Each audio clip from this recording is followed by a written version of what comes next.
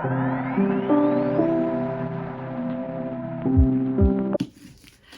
everyone and welcome back to another video. Today is the start of another reading vlog. We are reading the second book in the selection series. It's called The Elite. I talked a little bit about it at the end of my last reading vlog, which is of the first book. And I've also already read, I've already read the series multiple times before, but I've started reading the book, and so I'm gonna catch y'all up on, I think it's the first like 5 or 6 chapters. Yeah, the first 5 chapters. America is our main character. She is one of the 6 final contestants to basically become the next princess of this country called Ilia. And yeah, the competition started with 35 contestants. This book starts once it's dwindled down to 6 contestants. And she's an interesting character in the fact that, yes, she's there to potentially fall in love with the prince, but that wasn't why she went. She went because her boyfriend of the time, her like forbidden lover, convinced her to go, and didn't really take, like, it's very complicated why he wanted her to go, but he wanted her to have a chance at a better life. And so he convinced her to go, and then simultaneously like broke up with her, and so she stayed in order to combat a broken heart and have space and time, and in the process became really good friends and built this relationship with Maxon, and who is the Prince Maxon. And at the end of the book she started having feelings for him and started potentially seeing a future with him and trying in the competition. Maxon, the prince, I apologize if this is any spoilers. Most of this video is going to be spoilers. I should have said that before this. But this is all about the first book. Maxon is basically in love with her and just taking his time to make sure that she's the right choice, or making sure that he has a second option if she doesn't choose him in the end. And so yeah, the story opens with America and Maxon spending time together. It's about 2 weeks after the Elite has been cut, and so it's like a month and a half into the competition, I would say. Maxon and America are doing good. They're doing solid. They have a cute little relationship going on. They consider the garden of the palace their little spot where they go to spend time together, all the things. What's happening now is in this country of Ilia, it's like 200 years in the future, and they don't celebrate holidays the same way we celebrate holidays here in America, and so they don't celebrate Halloween. Sorry, I got cut off because my phone's getting a little full from storage, so I'm going to try to keep this short. But they don't celebrate Halloween. They celebrate Thanksgiving, but it's at a different part of the year. They still celebrate Christmas, but like the big one that they don't celebrate is Halloween. No one's heard of it, no one, whatever. But America found, when she was younger, she read like a history book, an old history book talking about America, the country, and it talked about Halloween, and so she was curious about Halloween. Maxon was saying, exaggerating, of like they could do literally anything, or he had access to literally anything she could think of, and the thing that she thought of was Halloween. And so they both went to this secret library. This is part of this book, so spoilers for this book are now. But they went to this secret library and found semblances of past information, whether it be like archives, or the important part is they found in Gregory Ilia's diary, he's the founder of this country, the first king of this country, in his diaries that he kept during war times, they found it talking of Halloween.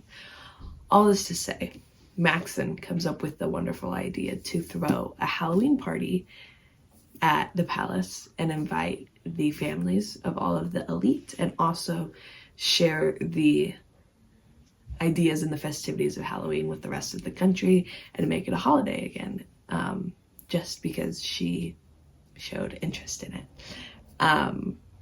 So yeah, that was like the first 5 chapters of the book. This book has got to be one of my favorites. There's stuff in here that is very intense and the drama gets so crazy, but the little things that Maxon does warms my heart, to say the least. So that was the first 5 chapters. I'm going to continue reading this book and yapping with y'all about the parts that I love about this book as I read it and keep y'all updated. Also, I apologize for the lack of warning for spoilers, but there will be spoilers ahead, so let's read. Hello everyone, it's been a while since I've checked in about the elite, but I wanted to share with y'all kind of what's been happening. I'm on chapter 21, so it's been a second since I've updated y'all because I'm over halfway through the book. But last time I talked to y'all was the Halloween party, I believe, and a lot has happened since then. One of my least favorite parts of the book is, again, spoilers. We're kind of getting into like major plot points here. Marley, who is America's best friend in the book, in the competition, got caught in a compromising position with one of the guards. And one of the laws or rules of the selection is that as a member of the selection, you are considered property of the royal family. And they're asking for your full commitment to this relationship with the prince. And by engaging in any outside activity, you are committing treason, which is punishable by death. But Maxon negotiated basically for Marley's life, and so they got canned instead, both Marley and the guard. They got canned publicly on live television, and well, actually I don't know if the television was live, but it was recorded, and the rest of the elite were sat in the front row watching the whole thing. Family was there because this was the night, like the morning after the Halloween party.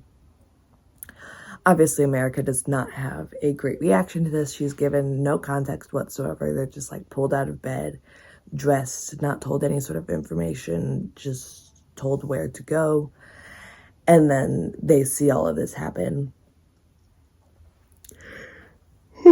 Sorry. And America basically starts like, I don't know how to describe it. She starts like fighting back. She begs Maxon to make it stop, and he has to just sit there and not react in any sort of way. And so he's like stone-faced, staring ahead. It doesn't acknowledge America, but you can tell that he's that he can hear her. And then America starts like fighting off the guard that was like sat next to her, that's supposed to like keep her in line, whatever, and goes as far as like to run up to the stage to like make it stop, but 2 guards pull her back and take her to her room. And that created a lot of tension between America and Maxon, because it took her a while to realize like she really thought he was a terrible person, basically, for making that happen, because they did credit Maxon for, this sounds bad, but credit Maxon for the canning and it was like a sign of mercy. Whatever. The biggest part about this that was most difficult is at the Halloween party before, Maxon had told America that he was planning to propose to her and asked if she was like, if she would say yes. If he proposed, would she say yes? And she said yes. And so they were really on this good footing of like, this was going to be their life. And then America had this rude awakening of like, there's also a job that goes along with it. And so throughout these chapters of the book, she's been coping with like, she doesn't think that she can do this job, and just coping with like all the things that go with it, while also trying to wrap her brain around what Maxon did and making sure that she still wanted him. And after a few like rebel attacks, I never know what to call them as, but rebel attacks I feel like is the best way to describe it. I apologize again. And the way that Maxon reacted to the girls being in any sort of danger really showed America how generous of a heart he has and how just good of a person he was. And if he could like stop it, she knows now that he would and has faith that he would.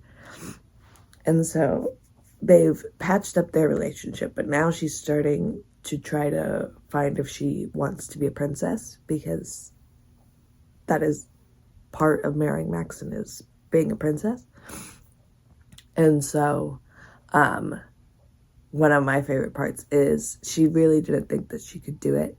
So she asked her dad in one of her letters, she wrote to her dad asking if he thinks she could do it. And he wholeheartedly said yes. And that he just like had so much faith in her and knew that she would make a great leader and all of these things. And it was like, it like really hit home for me. I don't know. Something about your parents telling you they're proud is really nice, you know?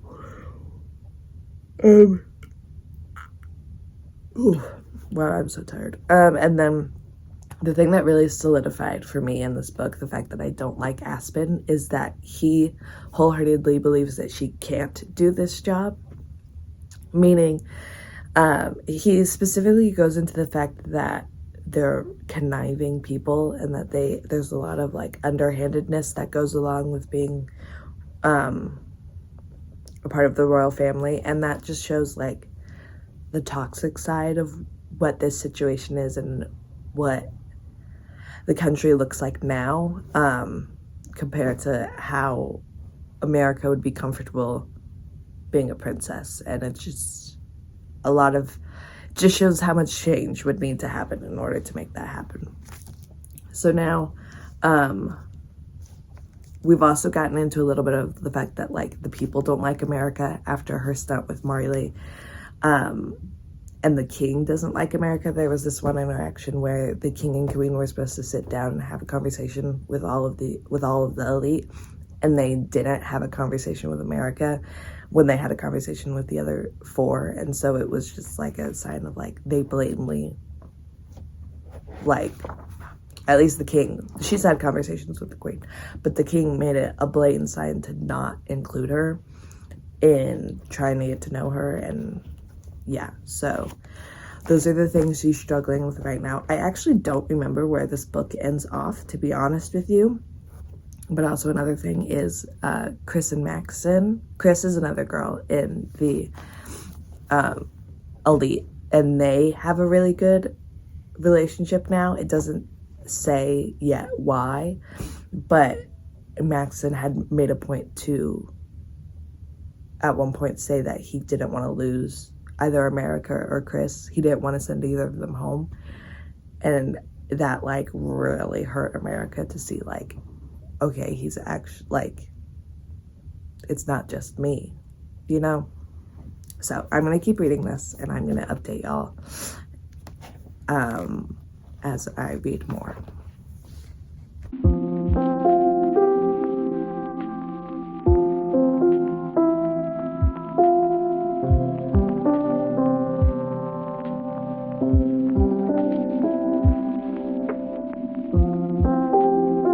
Alrighty, I think the last time I updated y'all was around chapter 21, I think.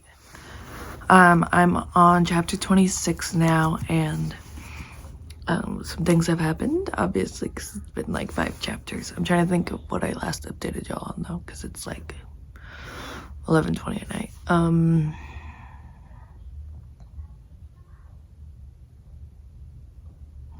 Major things, I guess, is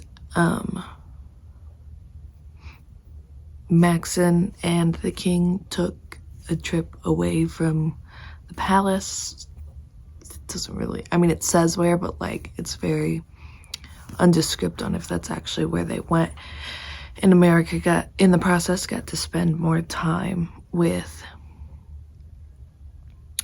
Aspen, which I didn't love, to be honest with you, but it kind of gave her some clarity on like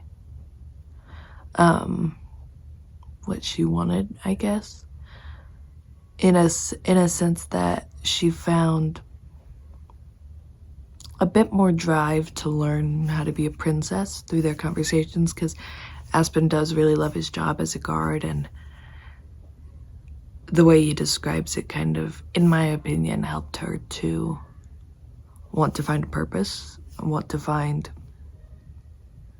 I guess, like a part of being a princess that she likes, or using being a princess to have a purpose.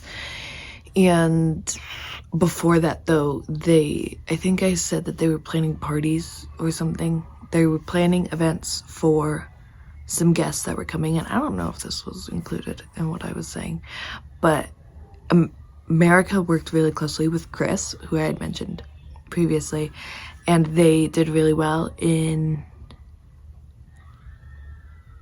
the, like, it's like an invitation, not like an invitation party, greeting party.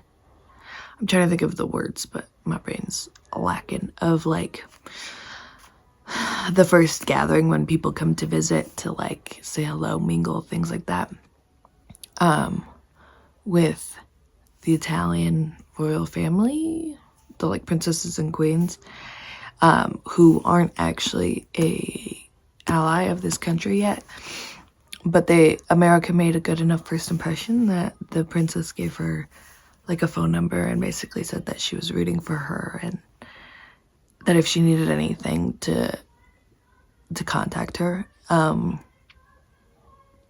So yeah, after that, both Chris and America are on like good standing with the queen and Sylvia, who is like their coordinator, their like liaison, I guess is what they would call it.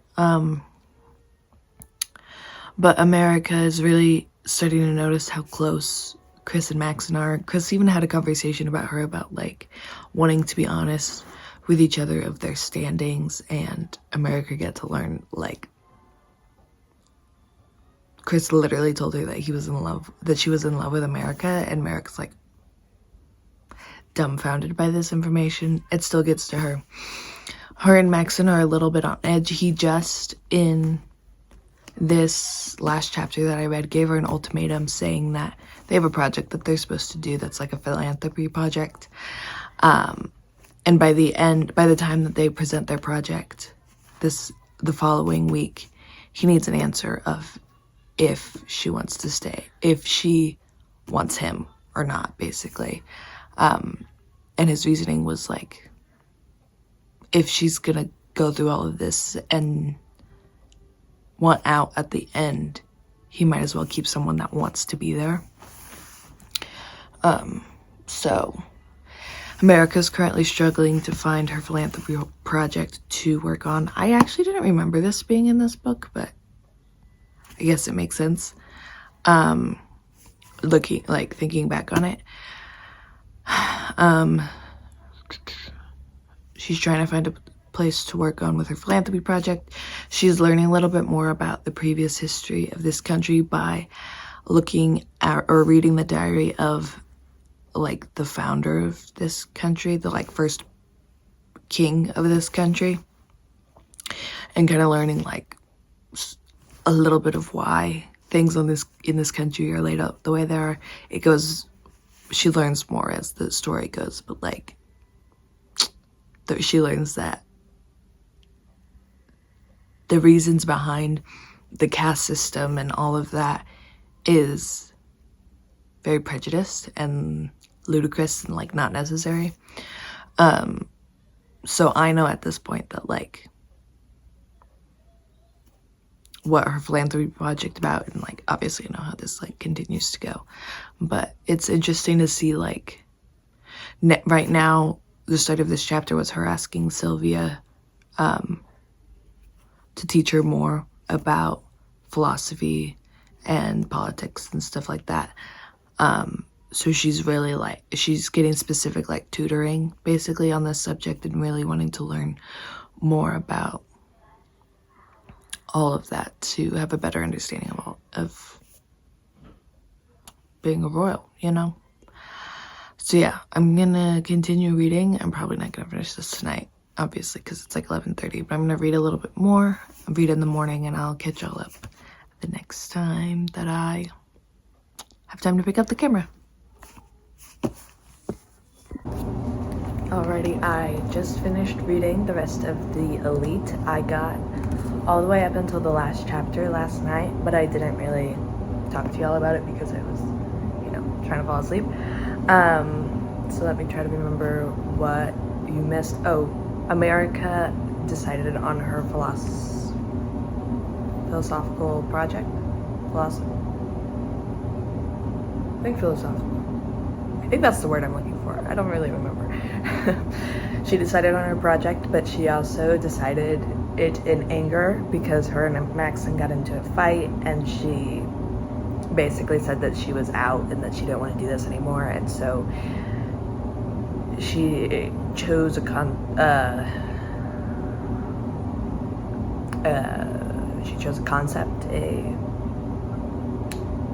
I guess concept is the right word, that she knew would make everyone mad, basically.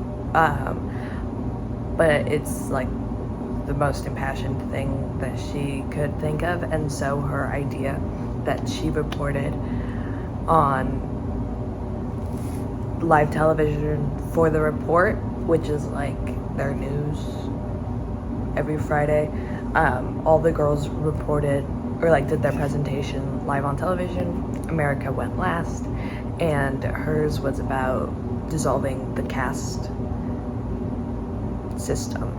So there would no longer be any castes and no longer be any separation between people. Everyone could decide their own jobs and marry who they wanted, and, you know, crazy things like that. That got a bad response from the king. She also, for some reason, decided to show the diary I was telling you all about to answer one of the king's questions, and those are like secret, like no one's supposed to know that those exist, and so they turned the cameras off. The king got really mad, and like she basically broke Maxon's trust in that instant. So the king took his anger out on Maxon, all the things. America basically knew she was going home at this point, but there was another rebel attack, and Maxon and America got stuck in like the hallway without enough time to get downstairs to like their bunker situation, because you come to find out that Maxon has been abused by his father multiple times, and I think his father cans him, which is like a big like metal rod that's like wet that you like get whipped with, basically, and he does it to his back. Whatever. That's like the most heartbreaking thing you'll ever learn about Maxon, is just like how you learn kind of why he is the way he is and why he doesn't speak up for himself as often, because he's, you know, abused. So yeah, Maxon and America are stuck in this like side little bunker by themselves all night. They like hash out everything, kind of to say goodbye, to get answers, all the things. And America, like, after seeing what Maxon did to protect her from his father, she gains a lot of clarity on just who Maxon's character is, or what Maxon's character is like. So yeah, they end that. America ends up going home, but she doesn't actually go home because Maxon convinces his father to let her stay, and that's where the book ends, is America getting to stay. Slay. I'm going to move on to the third book of the series, and bring y'all along with me for that. I don't really have much else to say about this book. I enjoyed it. I don't enjoy it as much as the third book, just because there's a lot more romance in the third book, and this is just like a lot of girl drama. But yeah, I hope y'all enjoyed this little video. I'm enjoying making them and just like hashing out my thoughts and my comprehension of the book. So if y'all like this video, want to see more of this video, please let me know. Please comment down below all the things. Subscribe to me too if you want to see these videos. I also have vlogs coming out, cleaning videos, stuff like that. So yeah, I think that's it. Sorry, I got cut off there a little bit, but that is the end of this video. I hope y'all enjoyed. I really appreciate y'all watching all my videos and all the support that y'all give me. So I hope y'all have a wonderful day. Bye, lovelies.